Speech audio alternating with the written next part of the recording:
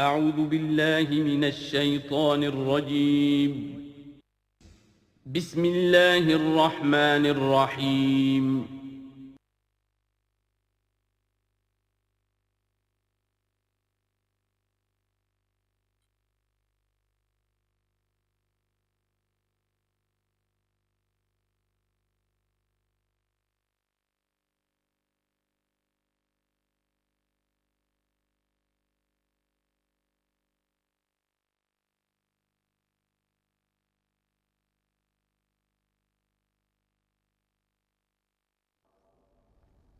الحمد للہ وکفیٰ والصلاة والسلام علی عبادہ الذین اصطفیٰ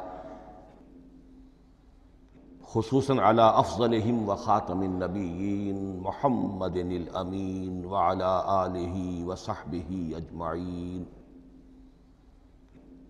اما بعد فقد قال اللہ تبارک وتعالی کما ورد فی سورۃ الزخرف اعوذ باللہ من الشیطان الرجیم بسم اللہ الرحمن الرحیم حامیم والکتاب المبین انا جعلناہ قرآنا عربیا لعلکم تعقلون وَإِنَّهُ فِي أُمِّ الْكِتَابِ لَدَيْنَا لَعَلِيٌّ حَكِيمٌ وقال تبارک وتعالی کما ورد فی سورۃ الواقعہ فلا اقسم بمواقع النجوم وإنه لقسم لو تعلمون عظیم انه لقرآن کریم فی کتاب مکنون لا یمسہ الا المطہرون تنزیل من رب العالمین وقال عز وجل کما ورد فی آخر سورۃ الفجر بل هو قرآن مجید فی لوح محفوظ صدق اللہ العظیم رب اشرح لی صدری ویسر لی امری واحلل عقدۃ من لسانی یفقہوا قولی اللہم ربنا الہمنا رشدنا واعذنا من شرور انفسنا اللہم ارنا الحق حقا وارزقنا اتباعہ وارنا الباطل باطلا وارزقنا اجتنابہ اللہم ارحمنا بالقرآن العظیم واجعلہ لنا اماما ونورا وہدا ورحمہ اللہم ذکرنا منہ ما نسینا وعلمنا منہ ما جہلنا وارزقنا تلاوتہ آناء اللیل وآناء النہار واجعلہ لنا حجتا یا رب العالمین آمین۔ تعارف قرآن کے ضمن میں سب سے پہلی بات جو سمجھنے کی ہے وہ یہ کہ قرآن مجید کے بارے میں ہمارا اجمالی عقیدہ کیا ہے۔ یہ تین جملوں پر مشتمل ہو سکتا ہے۔ ہمارے نزدیک قرآن اللہ کا کلام ہے جو محمد الرسول اللہ صلی اللہ علیہ وسلم پر نازل ہوا، اور تیسرے یہ کہ یہ مکمل محفوظ شکل میں موجود ہے بنوعاً، اس میں نہ کوئی تحریف ہوئی ہے نہ کوئی تبدیلی ہوئی ہے۔ یہ کم سے کم تین اجزاء ہیں ہمارے عقیدے کے قرآن مجید کے بارے میں۔ لیکن اب اس کی کچھ علمی توضیحات۔ سب سے پہلے یہ کہ کلام ہونا، اس کا اللہ کا کلام ہونا، اس لیے کہ آپ کے علم میں ہے کہ تورات جو حضرت موسیٰ علیہ السلام کو دی گئی تھی وہ لکھی ہوئی شکل میں پتھر کی تختیوں پر لکھی ہوئی صورت میں دی گئی تھی، اور قرآن مجید کی تنزیل جو محمد رسول اللہ صلی اللہ علیہ وسلم پر ہوئی ہے وہ ایک مختلف صورت میں ہوئی ہے۔ اس کو قرآن مجید خود اللہ کا کلام قرار دیتا ہے۔ چنانچہ سورہ توبہ کی آیت ہے، آیت نمبر 6، وَإِنْ أَحَدٌ مِّنَ الْمُشْرِكِينَ اسْتَجَارَكَ فَأَجِرْهُ حَتَّى يَسْمَعَ كَلَامَ اللَّهِ ثُمَّ أَبْلِغْهُ مَأْمَنَهُ۔ جب ہجرت کے 9ویں سال آخری وارننگ دی گئی تھی مشرکین عرب کو کہ اب صرف تمہیں چند مہینے کی مہلت دی جا رہی ہے، اس دوران میں آخری فیصلہ کر لو اسلام قبول کرنا ہے یا نہیں، اس لیے کہ اس کے بعد مشرکین عرب کے لیے کوئی رعایت نہیں ہوگی، جو لوگ اسلام قبول نہیں کریں گے انہیں تہہ تیغ کر دیا جائے گا۔ فَإِذَا انْسَلَخَ الْأَشْهُرُ الْحُرُمُ فَاقْتُلُوا الْمُشْرِكِينَ حَيْثُ وَجَدتُّمُوهُمْ، جب یہ مہلت ختم ہو جائے تو ان مشرکین کا قتل عام کرو۔ اس کی وضاحت پھر جب سورہ توبہ ہم پڑھیں گے تو اس وقت ہوگی، اس وقت یقیناً ذہن میں کچھ اشکالات آئیں گے، لیکن اس وقت اس ضمن میں تفصیلی بحث کا موقع نہیں۔ اب اس میں ایک استثناء رکھا گیا کہ ایک مشرک ہے، وہ چاہتا ہے کہ اتنا بڑا چیلنج جو ہمیں دے دیا گیا تو ہمیں موقع دیا جائے کہ ہم آئیں، آپ کے پاس بیٹھیں، کچھ دن رہیں، اللہ کا کلام سنیں، آپ کیا بات منوانا چاہتے ہیں، اس کے لیے کیا دلائل ہیں، اس کو اچھی طرح سمجھیں، اس کا ہمیں موقع ہونا چاہیے۔ اس کے لیے یہ آیت نازل ہوئی کہ وَإِنْ أَحَدٌ مِّنَ الْمُشْرِكِينَ اسْتَجَارَكَ، اے نبی اگر ان مشرکین میں سے کوئی شخص آپ سے پناہ طلب کرے فَأَجِرْهُ، اسے پناہ دیجئے، حتیٰ یسمع کلام اللہ، یہاں تک کہ وہ اللہ کا کلام سن لے، ثم ابلغہ مأمنا، پھر یہ بھی نہیں کہ اسی وقت اسے کہا جائے کہ تم مانتے ہو یا نہیں مانتے، نہیں، پھر اسے اس کے امن کے مقام پر پہنچا دو۔ یہ جو آیت ہے اس میں لفظ کلیئر آ گیا کہ قرآن مجید اللہ کا کلام ہے۔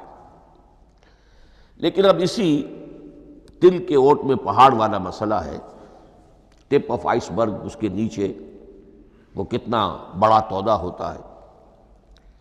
کلام جو ہے اللہ تعالیٰ کی صفت ہے، اور یہ بڑا مسئلہ گہرا ہے، اور علم کلام کا ایک بڑا پیچیدہ مسئلہ ہے کہ ذات باری تعالیٰ اور اس کی صفات کے مابین کیا ربط و تعلق ہے۔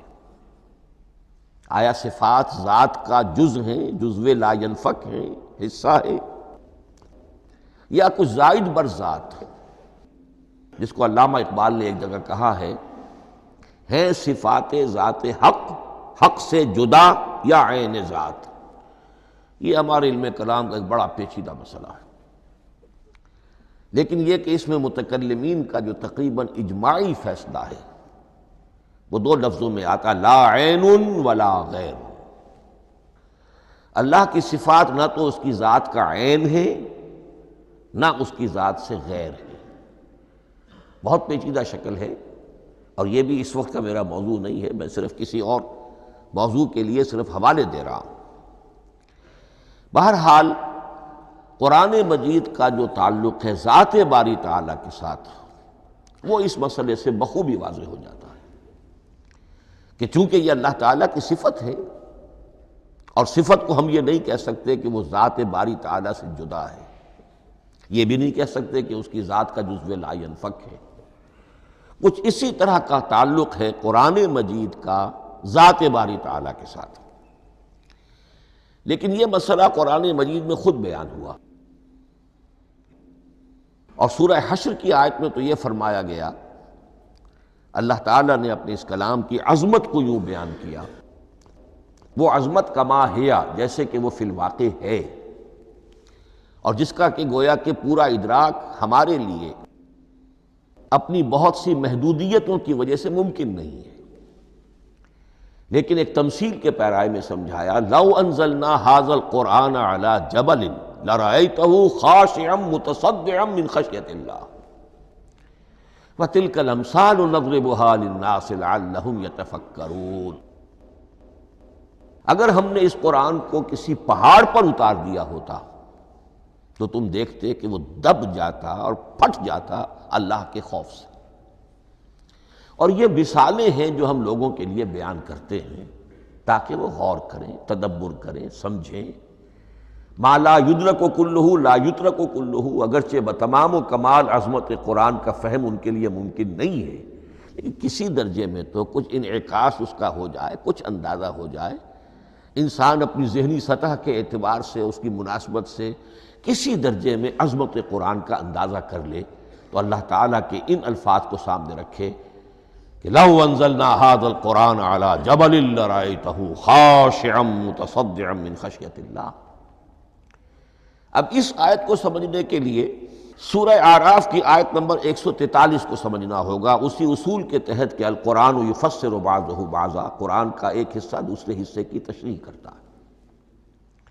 وہاں یہ واقعہ بیان ہوا ہے کہ حضرت موسیٰ علیہ السلام کو جب اللہ تعالیٰ نے کوہ طور پر طلب فرمایا 30 راتوں کے لیے، جس میں بعد میں 10 کا اضافہ کر کے وہ ایک 40 رات کا ایک کورس بنا، دن رات، اس موقع پر جو مخاطبہ الہی، مکالمہ الہی سے مشرف ہوئے حضرت موسیٰ علیہ السلام، تو ان کی آتش شوق بھڑکی اور انہوں نے بڑی جرأت کر کے یہ درخواست کر دی، رب ارنی انظر الیک، پروردگار مجھے اپنا دیدار بھی عطا فرما، مجھے موقع عنایت فرما، میں تجھے دیکھ سکوں۔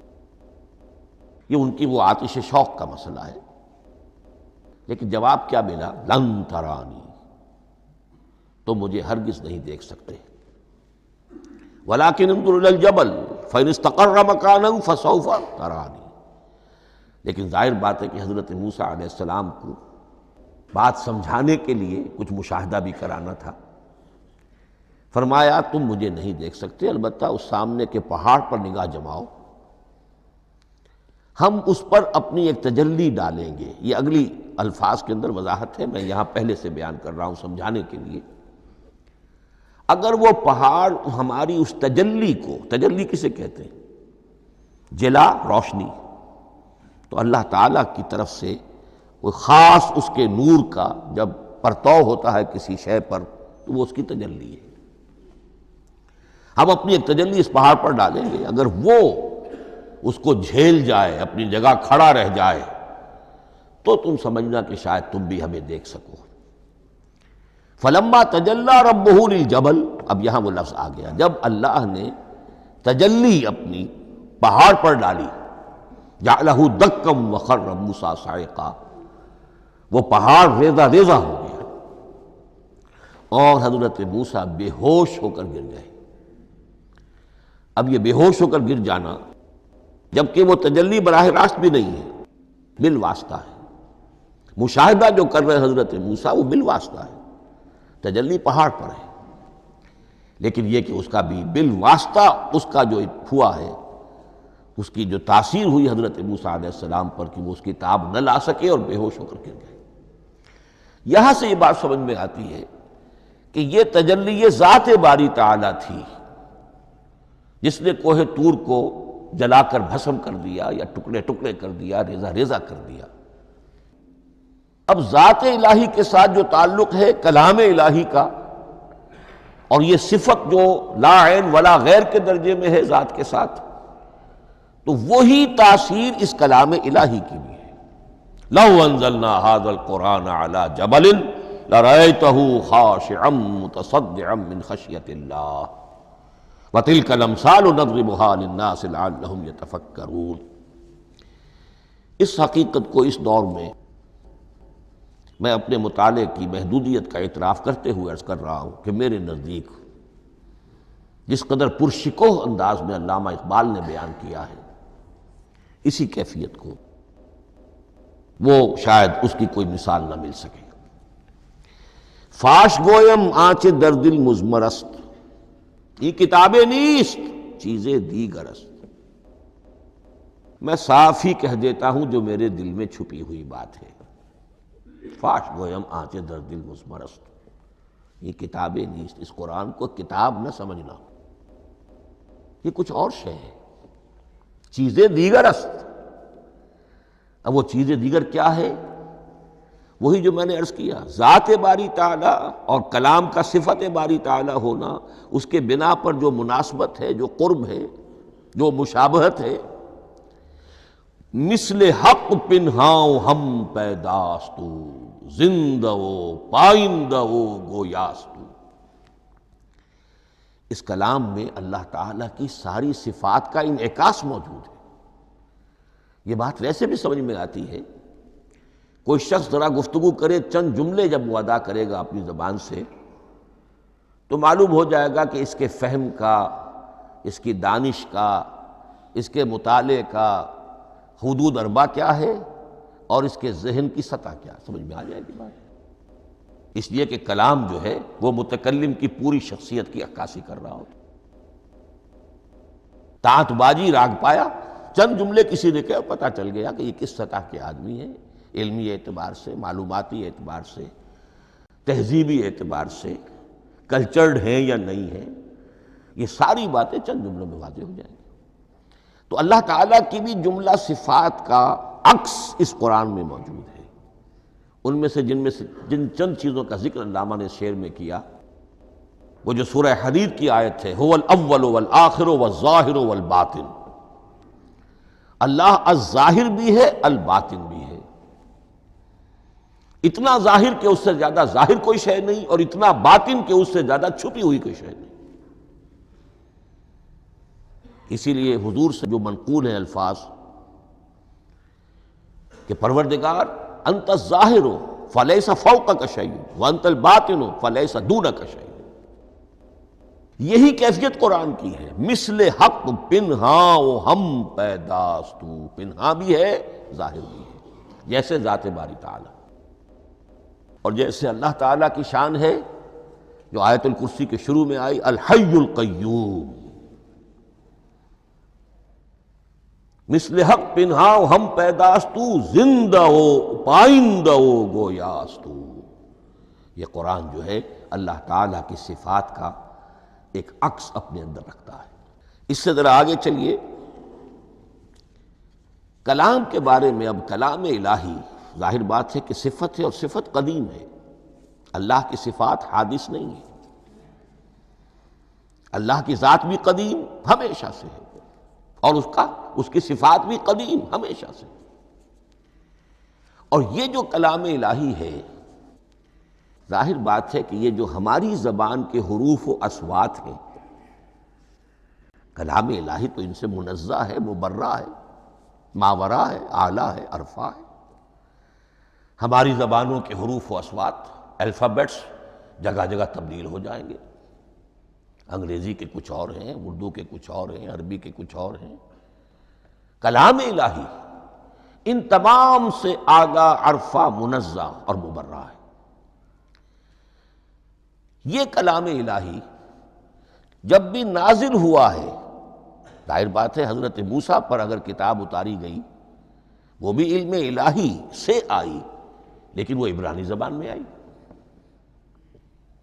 حضرت عیسیٰ علیہ السلام پر انجیل اتاری گئی، ہم یقین سے نہیں کہہ سکتے، دو میں سے کسی ایک زبان میں اتاری گئی ہوگی، یا عبرانی ہوگی، اس لیے کہ شام کے جس علاقے میں، فلسطین کے جس علاقے میں ان کی پیدائش ہوئی، اور جہاں وہ دعوت و تبلیغ کے لیے گھومتے رہے، اس کے عوام کی زبان تھی آرامی، اور خواص کی زبان تھی عبرانی، ہیبریو۔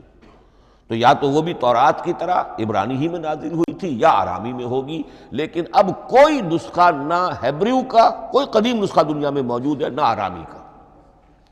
جو سب سے پرانا نسخہ ملتا ہے انجیل کا، وہ اس کا ترجمہ ہے، لیٹن زبان کا ترجمہ ہے، یا گریک ترجمہ ہے، اصل کوئی نہیں۔ بہرحال جب وہ کلام الہی محمد الرسول اللہ پر نازل ہوا، اب اس نے حروف و اصوات کا وہ جامہ پہنا کہ جو عربی زبان کے ہیں۔ یہی وجہ دیکھیے، میں نے جو آیت سورہ حامیم، یہ جو سلسلہ سور ہے اس میں سے سورہ زخرف کی آیت جو میں نے آپ کو سنائی، حامیم والکتاب المبین انا جعلناہ قرآنا عربیا لعلکم تعقلون، ہم نے بنا دیا ہے اپنے اس کلام کو قرآن عربی، اس کو عربی حروف و اصوات کا جامہ ہم نے پہنا دیا ہے، انا جعلناہ قرآنا عربیا لعلکم تعقلون، کہ چونکہ مخاطب اول جو قوم تھی امیین، ان کی زبان عربی تھی، لعلکم تعقلون، تاکہ تم اس کو سمجھ سکو۔ اب اس سے آگے چلیے، اصل قرآن مجید کے 3 مقامات سے معلوم ہوتا ہے، اصل قرآن اللہ کے پاس ہے۔ یہ قرآن جو ہمارے پاس ہے، مصحف عثمان رضی اللہ تعالی عنہ، یہ اس قرآن کی مصدقہ نقل ہے۔ اصل قرآن کہاں ہے؟ ایک جگہ فرمایا بل ہوا قرآن مجید فی لوح محفوظ، لوح محفوظ میں ہے، اصل قرآن وہاں ہے۔ اسی طریقے سے اسی سورہ زخرف کی اگلی آیت کیا ہے؟ ہم نے اسے عربی قرآن بنا کر اتارا، لیکن اصل قرآن کیا ہے؟ وَإِنَّهُ فِي أُمِّ الْكِتَابِ لَدَيْنَا لَعَلِيٌّ حَكِيمٌ، حقیقت میں تو یہ ام الکتاب میں ہے جو ہمارے پاس ہے،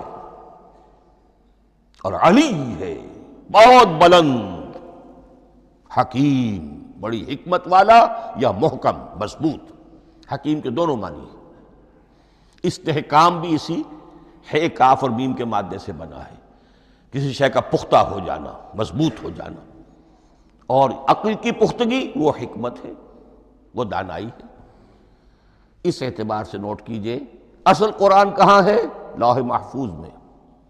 اصل قرآن کہاں ہے؟ ام الکتاب میں۔ اسی کو کہا گیا ہے ایک اور مقام پر فی صحف مکرمۃ مرفوعۃ مطہرۃ بایدی سفرۃ کرام بررہ۔ یہ قرآن، اصل قرآن تو بڑے صحیفوں میں، ان صحیفوں میں ہے، ان صفحات میں ہے، ان اوراق میں ہے، جس کی شان کیا ہے؟ مکرمۃ، جن کی انتہائی تعظیم کی جاتی ہے، مطہرۃ، نہایت پاک صحیفے، فی صحف مکرمۃ مرفوعۃ، بلند و بالا، مطہرۃ بِأَيْدِي سَفَرَةٍ كِرَامٍ بَرَرَةٍ، ان فرشتوں کے ہاتھ میں جو بہت باعزت، بہت اونچے درجے کے، ان کے ہاتھوں میں ہے۔ وہ لوگ ہیں کہ جن کی تحویل میں ہے یہ کلام پاک، فی صحف مکرمۃ مرفوعۃ مطہرۃ بِأَيْدِي سَفَرَةٍ كِرَامٍ بَرَرَةٍ۔ اب اسی کو بیان کیا ہے سورہ واقعہ میں، فلا اقسم بمواقع النجوم، تو نہیں، میں قسم کھاتا ہوں ستاروں کے ڈوبنے کی جگہ کی۔ وَإِنَّهُ لَوْ تَعْلَمُونَ لَقَسَمٌ عَظِيمٌ، وَإِنَّهُ لَقَسَمٌ لَوْ تَعْلَمُونَ عَظِيمٌ، اور اگر تم جان سکتے تو یہ بہت بڑی قسم ہے جو ہم نے کھائی ہے، بہت بڑی گواہی ہے جو ہم نے پیش کی ہے۔ اب تدریجاً اس کا انکشاف ہو رہا ہے۔ یہ آج جو تصور ہے بلیک ہولز کا، اس سے کچھ اندازہ ہوتا ہے یہ ستارے کہاں ڈوب جاتے ہیں۔ بڑے بڑے ستارے نسیم منسیہ ہو جاتے ہیں، ستارے نہیں، پوری گیلیکسیز اس میں گم ہو جاتے ہیں۔ وہ مقبرے ہیں بڑی بڑی گیلیکسیز کے۔ فلا اقسم بمواقع النجوم وانہ لقسم لو تعلمون عظیم انہ لقرآن کریم، یہ قرآن ہے بہت باعزت، فی کتاب مکنون، اور یہ اس کتاب میں جو چھپی ہوئی ہے۔ یہ لؤلؤ مکنون کا لفظ آتا ہے قرآن مجید میں، جیسے موتی ہوتے ہیں انہیں چھپا کر رکھا جاتا ہے ڈبیوں میں، مخملی ڈبیوں کے اندر موتیوں کو، اسی طریقے سے فی کتاب مکنون، لا یمسہ الا المطہرون، وہ صحیفے بھی بہت مطہرہ تھے اور ان کو چھو نہیں سکتے مگر وہی جو انتہائی پاک ہیں، ملائکہ مقربین، جن کے قریب سے بھی ہو کر معصیت یا گناہ کا کوئی تصور تک نہیں گزر سکتا، وہ ہیں جو اس کو چھوتے ہیں، ان کے ہاتھوں میں ہے، ان کی تحویل میں ہے۔ یہ ہے وہ چیزیں کہ جس سے اندازہ ہوا کہ اصل قرآن کہاں ہے۔ یہ جو ہمارے پاس ہے در حقیقت یہ نقل مطابق اصل ہے، مصدقہ نقل ہے۔ اب اس میں آپ سے عرض کر دوں کہ ایک بہت خوبصورت بات ہمیں جو ملتی ہے، تورات میں جو استثناء، جو صفر استثناء ہے، ڈیوٹرانومی، اس کے 18ویں باب میں 18ویں اور 19ویں آیات جو ہیں اس میں ذکر موجود ہے، میں ان کے لیے انہی کے بھائیوں میں سے تیری مانند ایک نبی برپا کروں گا۔ اللہ تعالیٰ کلام فرما رہے ہیں یہاں حضرت موسیٰ علیہ السلام سے، آج بھی موجود ہے، اولڈ ٹیسٹمنٹ، ڈیوٹرانومی یا کتاب استثناء سفر استثناء اس کا 18واں باب، اس کی 18ویں اور 19ویں آیات، جب چاہیں جا کر دیکھ لیں۔ میں ان کے لیے ان کے بھائیوں ہی میں سے تیری مانند ایک رسول اٹھاؤں گا، میں ان کے لیے انہی کے بھائیوں میں سے تیری مانند ایک نبی برپا کروں گا اور اپنا کلام اس کے منہ میں ڈالوں گا، اور جو کچھ میں اس سے کہوں گا وہی وہ ان سے کہے گا۔ یہ ہے جو پیشین گوئی ہے محمد الرسول اللہ صلی اللہ علیہ وسلم کی۔ اور یہاں وہ فرق واضح کر دیا گیا، اے موسیٰ تم سے تو یا تو ہم نے کلام کیا ہے یا تمہیں جو کتاب دی ہے وہ لکھی ہوئی دی ہے، لیکن جو نبی تیری ہی مانند میں برپا کروں گا۔ اب اس میں بھی نوٹ کرنے کی بات ہے کہ حضرت موسیٰ کے مشابہ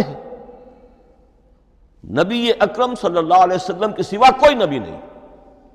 صاحب کتاب وہ بھی تھے، صاحب کتاب محمد بھی ہیں، صاحب امت وہ بھی تھے، اور صاحب امت محمد الرسول اللہ ہے تیری مانند۔ صاحب شریعت، حضرت عیسیٰ صاحب شریعت نہیں تھے، شریعت موسوی ہی کو نافذ کرنے کے لیے آئے تھے۔ ان کی حیثیت دین موسوی کے مجدد کی تھی، ویسے نبی تھے، اللہ کے فضل و کرم سے نبی تھے، اس میں کوئی شک نہیں، رسول تھے، لیکن یہ کہ ان کے کام کی نوعیت کیا تھی، اس لیے کہ کوئی نئی شریعت لے کر نہیں آئے۔ اب بھی انجیل میں الفاظ موجود ہیں، don't think I have come to destroy law, یہ موزائک لا جسے یہ کہتے ہیں، شریعت موسوی، وہ تم پر نافذ رہے گی، تم اس کی پابندی کرو گے، چونکہ صاحب شریعت رسول یا موسیٰ یا محمد صلی اللہ علیہ وسلم علیہ الصلوۃ والسلام۔ تو میں ان کے بھائیوں میں سے، اب بھائی کون ہوں گے؟ ظاہر بات ہے بنی اسرائیل، ان کے کزنز کون ہیں؟ بنی اسماعیل۔ بنی اسرائیلی تو جو بھی نبی ہے وہ انہی میں سے ہے، ان کے بھائیوں میں سے، تو بھائی تو ہوگا، ان کا کزن ہوگا، اب وہ کون ہے؟ بنی اسماعیل۔ تو ان کے بھائیوں میں سے گویا کہ غیر اسرائیلی جو ان کے قریب ترین قرابت دار ہوں گے وہ بنو اسماعیل ہیں۔ تیرے مانند صاحب شریعت نبی میں برپا کروں گا، لیکن اس پر جو میرا کلام اترے گا وہ کس شکل میں اترے گا؟ میں اپنا کلام اس کے منہ میں ڈالوں گا، اور پھر وہ جو کچھ کہے گا وہ وہی کہے گا جو میں نے کہا ہے۔ اب اس کے حوالے سے ایک بہت اہم بات سمجھ لیجئے، اور قرآن مجید کے دو اہم مقامات کی وضاحت اس سے ہو جائے گی۔ یہ کلام اللہ، قرآن مجید میں اس کو قول جبرائیل بھی کہا گیا ہے۔ کلام اللہ حضرت جبرائیل کے ذریعے سے جب ادا ہوا ہے تو قول جبرائیل ہے، اور پھر جب وہ محمد الرسول اللہ کی زبانی ادا ہوا تو قول رسول ہے، قول محمد ہے صلی اللہ علیہ وسلم۔ یہ قول اللہ بھی ہے، قول جبرائیل بھی ہے، اور قول محمد بھی ہے بیک وقت۔ یہ بات دیکھیے سورۃ تکویر، اذا الشمس کورت، انہ لقول رسول کریم ذی قوت عند ذی العرش مکین مطاع ثم امین وما صاحبکم بمجنون۔ یہ یہاں پر حضرت جبرائیل کا ذکر ہو رہا ہے۔ وما ہوا بقول شیطان الرجیم، محمد تک اس قرآن کو لانے والا تو وہ بلند پائے کا فرشتہ ہے، یہ کوئی شیطان رجیم نہیں ہے، اس لیے کہ مکے والوں نے کہہ دیا تھا ہو سکتا ہے کوئی بدروح آئی ہو محمد پر، اور اس بدروح نے کوئی الٹی سیدھی بات سکھا دی ہو، نہیں۔ انہ لقول رسول کریم، یہاں رسول کریم کون ہے؟ حضرت جبرائیل۔ انہ لقول رسول کریم ذی قوت عند ذی العرش مکین، بڑی قوت والا اور جس کا بڑا اونچا مقام اور مرتبہ ہے عرش والے کے قریب۔ ذی قوت عند ذی العرش مکین مطاع ثم امین، وہ فرشتوں کے مطاع ہیں، فرشتے ان کی اطاعت کرتے ہیں، فرشتوں کے سردار ہیں، اور پھر ساتھ ہی پورے امین ہیں، جبرائیل امین، یہ ہم لفظ استعمال کرتے ہیں۔ اور اس کے بعد آگے جا کے فرمایا وما ہوا بقول شیطان الرجیم، یہ کسی شیطان رجیم کا قول نہیں ہے۔ اب یہاں اس سورہ تکویر میں قرآن کو قول جبرائیل قرار دیا گیا، لیکن سورۃ الحاقہ میں چلیے، اس کے آخر میں آتا ہے انہ لقول رسول کریم وما ہوا بقول شاعر قلیلا ما تؤمنون ولا بقول کاہن قلیلا ما تذکرون تنزیل من رب العالمین۔ یہاں اب رسول کریم سے مراد محمد الرسول اللہ صلی اللہ علیہ وسلم۔ یہ کسی شاعر کا قول نہیں ہے، کسی کاہن کا قول نہیں ہے، یعنی جس کے زبانی یہ قرآن لوگوں کے سامنے آ رہا ہے۔ جبرائیل کا قول ہو کر تو محمد پر نازل ہوا صلی اللہ علیہ وسلم، لیکن اب لوگوں کے سامنے وہ قول محمد بن کر آ رہا۔ انہ لقول رسول کریم وما هو بقول شاعر قلیلا ما تؤمنون ولا بقول کاہن قلیلا ما تذکرون تنزیل من رب العالمین۔ تو قرآن مجید کلام اللہ ہے، پھر وہ قول جبرائیل بنا جب جبرائیل نے آ کر محمد کو سنایا، اور پھر وہ قول محمد بنا جب محمد کی زبان مبارک سے لوگوں نے اسے سنا، اہل عرب نے سنا، اور پھر وہ بات پھیلتی چلی گئی۔ اب آخری بحث اس موضوع پر جو ہے وہ یہ ہے، کلام الہی کی 3 صورتیں ہیں جو قرآن مجید میں سورہ شورى کی آیت نمبر 51 میں بیان ہوئی ہے۔ وَمَا كَانَ لِبَشَرٍ أَن يُكَلِّمَهُ اللَّهُ، کسی بشر، کسی انسان کی یہ حیثیت نہیں ہے، مقام نہیں ہے کہ اللہ اس سے کلام کرے۔ یہ نہیں کہا کہ اللہ کے لیے ممکن نہیں ہے، نہیں، اللہ کے لیے تو ہر شے ممکن ہے، لیکن کسی بشر کا یہ مقام نہیں ہے کہ اللہ اس سے کلام کرے۔ مخلوق ہے، بشر ہے۔ ما کان لبشر ان یکلمہ اللہ الا اب 3 شکلیں آئیں، الا وحیا او من وراء حجاب او یرسل رسولا فیوحی باذنہ ما یشاء انہ علی حکیم۔ 3 صورتیں ہیں کلام الہی کی۔ یا تو براہ راست اللہ وحی کرتا ہے بغیر کسی فرشتے کی درمیان میں ذریعہ بنائے ہوئے، اسی کا نام الہام ہے، اسی کا نام تحدیث ہے۔ یہ غیر نبی کے ساتھ بھی ہوتا ہے۔ حضور نے فرمایا ہر نبی کی امت میں محدث ہوتے تھے جن سے اللہ کلام کرتا تھا، اور میری امت کا محدث عمر ہے رضی اللہ تعالی عنہ۔ محدث، محدث نہیں، محدث کے معنی ہے علم حدیث کا ماہر۔ امام بخاری محدث ہیں، امام مسلم محدث ہیں۔ محدث تحدیث سے مفعول بنا، جس سے بات کی جاتی ہے۔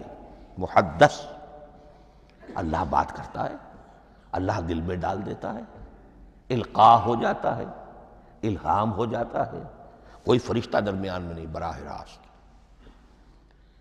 دوسری شکل کلام کی کیا ہے؟ او من وراء حجاب، یہ ہمارے علم کی حد تک صرف حضرت موسیٰ علیہ السلام کی شان ہے، استثنائی شان ہے۔ وَكَلَّمَ اللَّهُ مُوسَىٰ تَكْلِيمًا، اور موسیٰ کے ساتھ تو اللہ نے کلام فرمایا جیسے کہ کلام کیا جاتا ہے۔ فرق کیا تھا؟ من وراء حجاب، پردہ تھا، دیکھ نہیں سکتے تھے، تبھی تو ان کی وہ آتش شوق بھڑکی تھی۔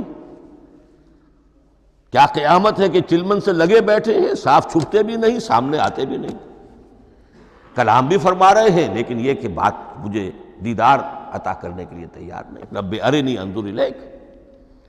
لیکن یہ جو کلام ہے ہمارے علم کی حد تک براہ راست اس دنیا میں حضور سے ہوا ہے معراج کی شب، لیکن وہ 7ویں آسمان پر ہوا۔ اس دنیا میں ہمارے علم کی حد تک یہ کلام براہ راست من وراء حجاب صرف حضرت موسیٰ علیہ السلام کی استثنائی شان ہے۔ اور تیسرا ہے او یرسل رسولا فیوحی باذنہ ما یشاء، یا تیسری صورت یہ کہ اللہ کسی پیغامبر کو بھیجتا ہے جو وحی کرتا ہے جو اللہ چاہتا ہے۔ یہ تیسری شکل ہے وحی کی۔ قرآن مجید اس تیسری شکل میں نازل ہوا ہے محمد الرسول اللہ صلی اللہ علیہ وسلم پر۔ حضور کو جو الہام ہو جاتے تھے، جو حضور کو القاء ہو جاتا تھا، جو آپ کے دل میں براہ راست اللہ کی طرف سے وحی آتی تھی، وہ قرآن میں شامل نہیں ہے۔ اگرچہ حضور کے خواب بھی سچے تھے، وہ بھی اللہ کی طرف سے ہوتے تھے، شیطان کی آمیزش نہیں ہو سکتی تھی، لیکن یہ بھی قرآن میں شامل نہیں ہے۔ قرآن میں شامل ہے تیسری قسم کی وحی، او یرسل رسولا، پھر ہم بھیجتے ہیں ایک پیغامبر کو فرشتوں میں سے، اللہ یستفی من الملائکۃ رسلا ومن الناس، اللہ چن لیتا ہے فرشتوں میں سے بھی اپنا پیغامبر اور انسانوں میں سے بھی۔ تو فرشتے کے ذریعے سے ایک فرشتہ جو اللہ سے لیتا ہے اور انسان رسول انسان تک پہنچا دیتا ہے۔ اب وہ رسول انسان، رسول بشر جو ہے وہ اپنے ہم نوع ہم جنس لوگوں کو پہنچاتا ہے۔ تو اللہ یستفی من الملائکۃ رسلا ومن الناس، یہاں وہی بات فرمائی، او یرسل رسولا فیوحی باذنہ ما یشاء، پھر وہ وحی کرتا ہے اللہ کے حکم سے جو اللہ چاہتا ہے۔ یہ کلام الہی کی یہ تیسری شکل ہے جو محمد الرسول اللہ صلی اللہ علیہ وسلم پر نازل ہوا، اور وہ ہے قرآن حکیم۔ اب ایک اور بحث جو علمی ہے وہ یہ ہے کہ حضور پر جو اس کا نزول ہوا اس کی کیفیات کیا تھی۔ دو الفاظ استعمال ہوتے ہیں، انزال بھی اور تنزیل بھی۔ ان دونوں میں فرق کیا ہے اس کو نوٹ کر لینا چاہیے۔ لغوی اعتبار سے جان لینا چاہیے، نزل ینزل کسی کا خود اترنا، نازل ہونا، اترنا۔ انزل ینزل دفعتاً اتار دینا، کسی اور نے کسی شے کو دفعتاً نیچے اتار دیا۔ یہی مفہوم نزلہ کے ساتھ بے لگ جائے تو آ جاتا ہے، با کے ساتھ نزلہ بہی، یہ اتارنے کے مفہوم میں آئے گا۔ لفظی ترجمہ یہ بھی کر سکتے وہ اترا اس شے کے ساتھ۔ نزل بہ الروح الامین، اس کو لے کر نازل ہوا خود روح الامین فرشتہ علی قلبک، اے محمد صلی اللہ علیہ وسلم آپ کے قلب مبارک پر۔ تو نزلہ بے اور انزال اس کے معنی ایک ہی ہے، لیکن اگلا لفظ ہے تنزیل، نزل ینزل تنزیلا، اس کے معنی ہے رفتہ رفتہ، تدریجاً، نجماً نجماً، تھوڑا تھوڑا کر کے، وقفے وقفے سے اتارنا۔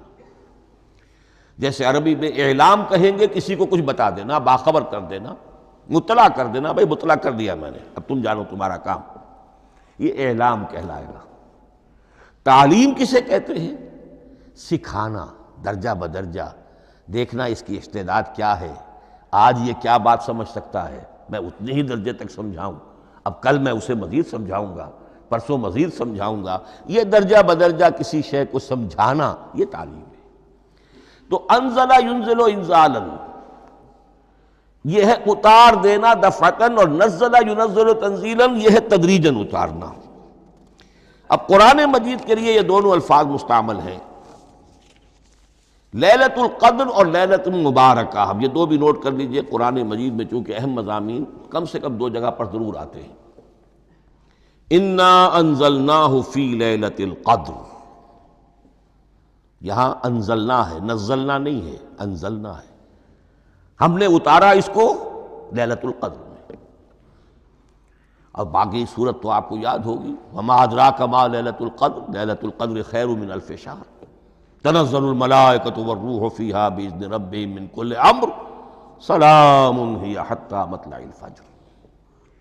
لیکن یہ اہم مضمون قرآن مجید میں دوسری جگہ بھی ہے، سورہ دخان کے شروع میں فرمایا حامیم والکتاب المبین انا انزلناہ فی لیلۃ مبارکۃ انا کنا منذرین فیہا یفرق کل امر حکیم امرا من عندنا انا کنا مرسلین رحمتا من ربک انہ هو السمیع العلیم۔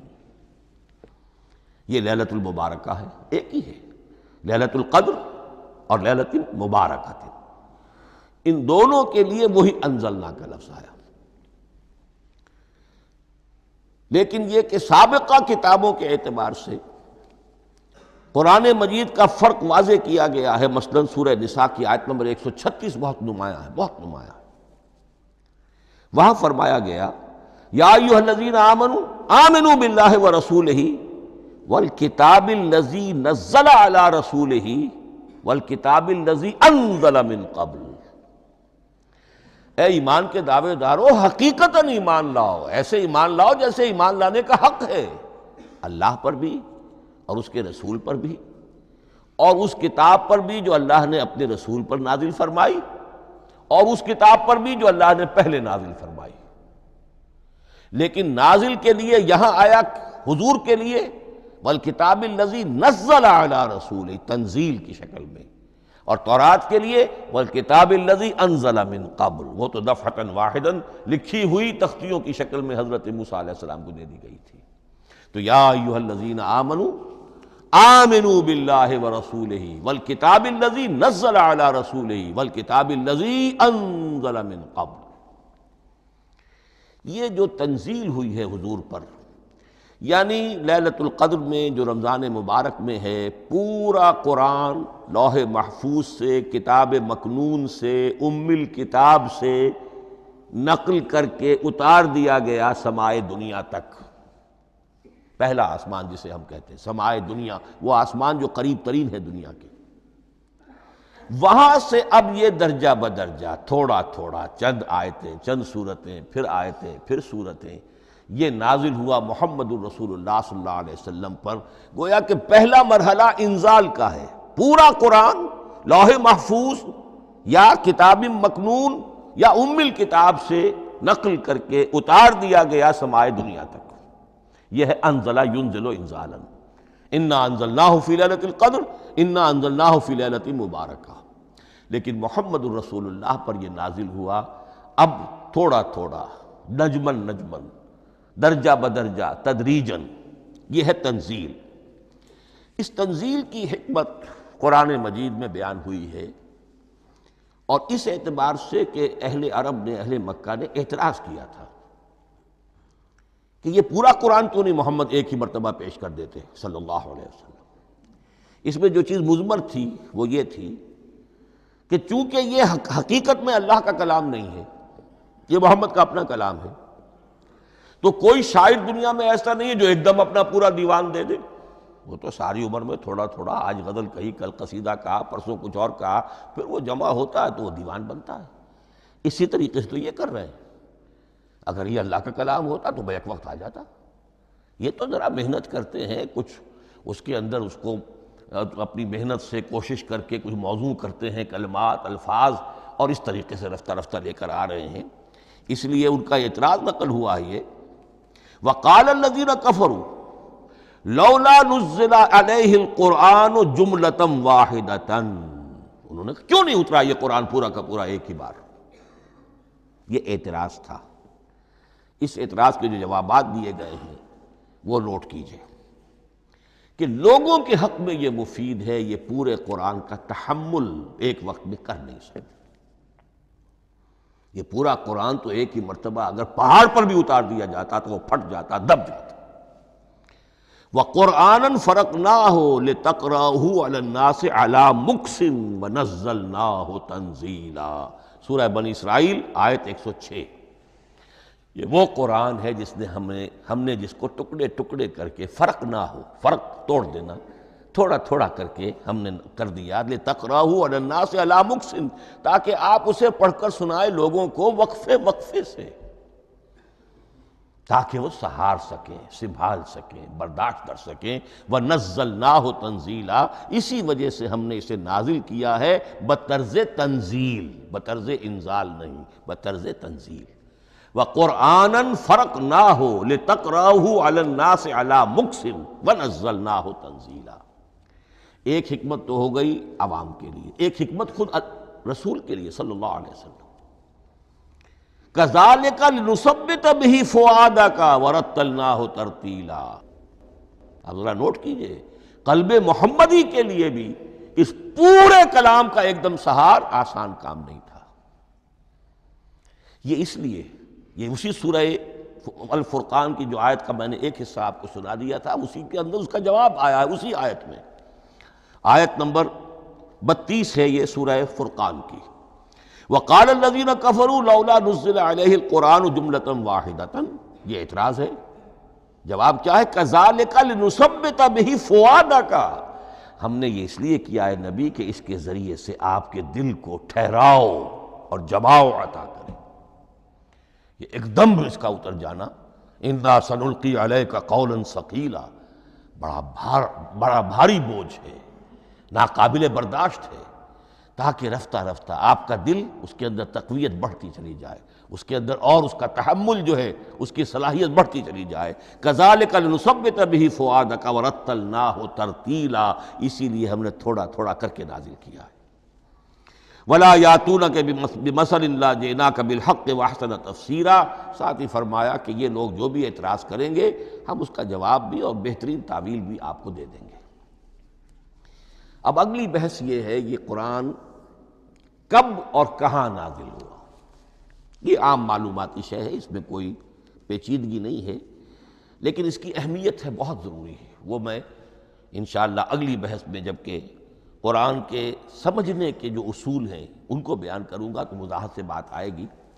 یہ کہ یہ عام معلوماتی ایک ہمارے ذہن میں خاکہ رہنا چاہیے، زمان و مکان کا کیا رشتہ ہے قرآن کے ساتھ۔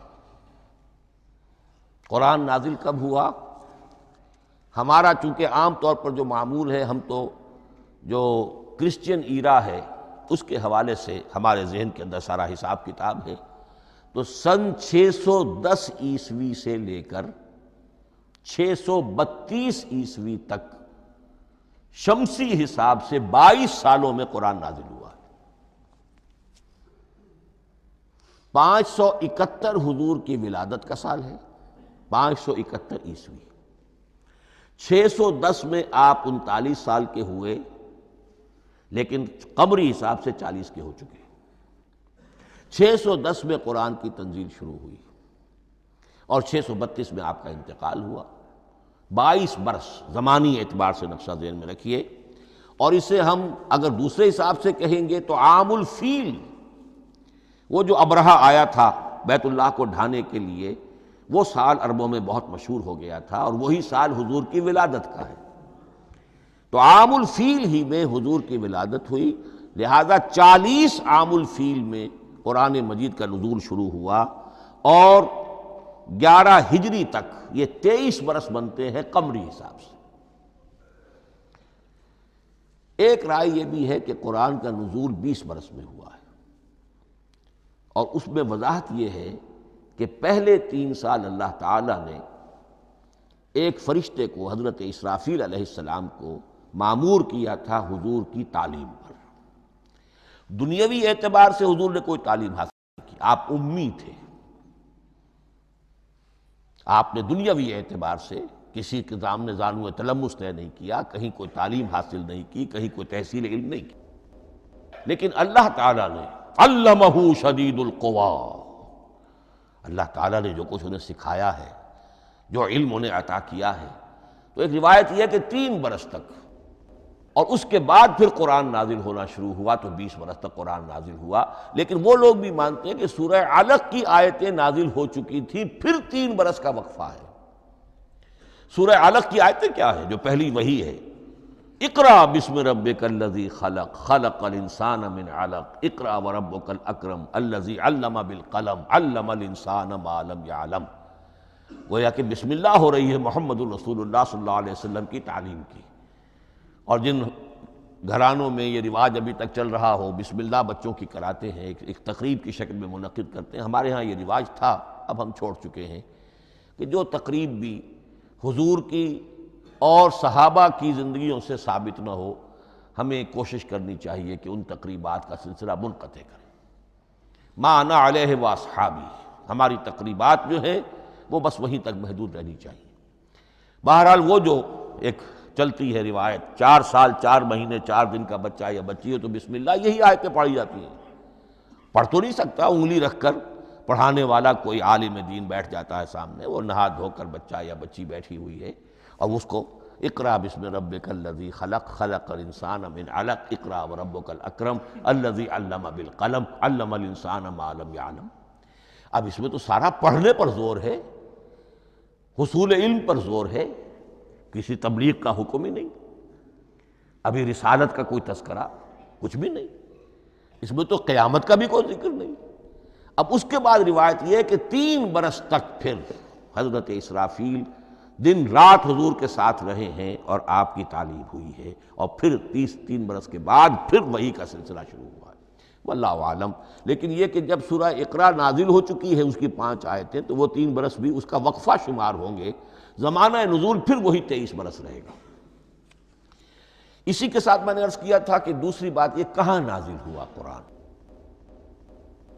ایک لفظ میں تو یہ سمجھ لیجئے یہ حجاز میں نازل ہوا۔ حجاز جزیرہ نما عرب کا ایک خاص حصہ ہے، پہاڑی سلسلہ، یوں سمجھ لیجئے، اس کو ذہن میں رکھیے۔ جزیرہ نما عرب جو ہے وہ شمال سے جنوب کی طرف چوڑا ہوتا جاتا ہے، شمال میں شام اور عراق کی طرف جاتا ہے تو وہ تنگ ہے، پھر نیچے چوڑا ہو رہا ہے۔ اس کا جو مغربی ساحل ہے جس پر جدہ کی بندرگاہ بھی ہے، ینبو کی بھی ہے، اس کے کہیں وہ ایک میدان شروع ہوتا ہے ساحل سے، کہیں وہ بہت مختصر ہے، کہیں خاصا چوڑا ہے، اس کو کہتے ہیں تہامہ۔ پھر ایک پہاڑی سلسلہ ہے، اس کو کہتے ہیں حجاز۔ یہ پہاڑی سلسلہ جو ہے اس کے بعد جو ہے وہ نجد کہلاتا ہے، وہ سطح مرتفع ہے، پلیٹو۔ تو یہ تین حصے ہیں جزیرہ نما عرب کے جغرافیائی اعتبار سے، اور حجاز کہتے بھی ہیں پردے کو، حاجزن، پردہ جو دو چیزوں کے درمیان حائل ہو جائے۔ تو یوں سمجھیے کہ یہ فلیٹ ہے نجد کا، اور یہ فلیٹ ہے میدان، یہ ہے تہامہ کا، اور درمیان میں یہ پہاڑی سلسلہ کھڑا ہوا ہے، تو یہ گویا کہ ان دونوں کو جدا کر رہا، یہ حجاز ہے۔ اس حجاز ہی کا شہر مکہ ہے، اس حجاز ہی کا شہر مدینہ ہے، اس حجاز ہی کا شہر طائف ہے، اس حجاز ہی کی آخری ٹپ سمجھ لیجئے تبوک ہے۔ تو حضور صلی اللہ علیہ وسلم کی پوری زندگی آغاز وحی کے بعد سے لے کر وہ اسی علاقے کے اندر، پہلے آپ مکے میں تھے، قرآن مجید کی جو صورتیں اس دور میں نازل ہوئیں، یہ آیتیں نازل وہ مکیات کہلاتی ہیں۔ پھر آپ نے ہجرت کی، اور ہجرت کر کے جب آپ جا رہے تھے اس دوران میں بھی کچھ قرآن نازل ہوا اثناء ہجرت میں۔ پھر آپ مدینے تشریف فرما ہوئے، اب وہ ہم کہتے ہیں مدنی قرآن، لیکن مدنی قرآن سارا مدینے میں نازل نہیں ہوا۔ آپ کبھی جا رہے کسی مہم پر، کسی جنگ کے لیے، غزوہ بدر کے لیے آ گئے ہیں، تو وہاں جو آیات نازل ہو رہی ہیں وہ مدینے میں تو نہیں ہو رہی۔ براڈ تقسیم تو یہی ہے، مکی مدنی۔ ہجرت سے قبل جو کچھ نازل ہوا وہ مکی، ہجرت کے بعد جو کچھ نازل ہوا وہ مدنی۔ لیکن صرف مدنی کہنا صحیح نہیں ہے، اثناء سفر تبوک، اتنا طویل سفر ہے آپ کا، اس کے دوران آتے جاتے قرآن نازل ہوتا رہا۔ لیکن یہ بات نوٹ کر لیجئے کہ پورا قرآن حجاز ہی میں نازل ہوا ہے، یہ تمام شہر، یہ تمام علاقہ حجاز کہلاتا ہے۔ ایک اور بحث جو ہم اسی اپنی پہلی نشست میں مکمل انشاءاللہ کر لیں گے، وہ ہے محفوظیت قرآن کی بحث۔ میں نے عرض کیا تھا کہ تین چیزوں پر ہمارا عقیدہ مشتمل ہے۔ یہ اللہ کا کلام ہے، نمبر ایک، نازل ہوا محمد الرسول اللہ پر صلی اللہ علیہ وسلم، اسی لیے ہم نے کلام سے متعلق کچھ مباحث علمی گہرائی میں اتر کر وہ سمجھے، حضور پر اس کے نزول، انزال اور تنزیل کے مختلف مراحل کو سمجھا۔ اب اس کی محفوظیت کے اعتبار سے واقعہ یہ ہے کہ واحد کتاب ہے پوری دنیا میں، واحد کتاب جس کے بارے میں دشمن بھی تسلیم کرتے ہیں، چاہے وہ اسے اللہ کا کلام نہ مانے، لیکن یہ مانتے ہیں کہ بعین ہی وہ شے جو محمد نے اپنی امت کو دی تھی آج بھی امت کے پاس صحیح موجود ہے۔ ظاہر بات ہے اگر تو اسے اللہ کا کلام مانے، وہی مانے، تب تو مسلمان ہی ہو گئے۔ وہ تو یہی کہتے ہیں کہ بہرحال محمد نے چاہے خود لکھا، تصنیف کیا، جو بھی کچھ کیا، اس کو چھوڑ دیجئے، لیکن جو شے محمد نے اپنی امت کو دی تھی صلی اللہ علیہ وسلم، بعین ہی وہ شے موجود ہے۔ تو یہ محفوظیت قرآن کی جو ہے، جبکہ کوئی اور دنیا کی کتاب اس کی مدعی ہی نہیں۔ تورات والوں کا سرے سے یہ دعویٰ ہی نہیں ہے، وہ تورات تو گم ہو گئی تھی نبوکدنضر کے حملے کے وقت، اس کے بعد سے دنیا میں تورات کا وجود نہیں ہے، اور پھر 100 برس کے بعد اپنی یادداشتوں سے مرتب کی ہے یہ تورات جو آج ہمارے سامنے ہے۔ انجیل کا جیسا کہ میں عرض کر چکا ہوں، کوئی نسخہ جو ہے نہ عبرانی کا موجود ہے نہ آرامی زبان کا ہے، دنیا کی کوئی کتاب نہیں جو دعویٰ کر سکتی ہو۔ یہ قرآن جو شروع ہوتا ہے ذالک الکتاب لا ریب فیہ، یہ دعویٰ دنیا کی کسی اور کتاب نے خود کیا بھی نہیں۔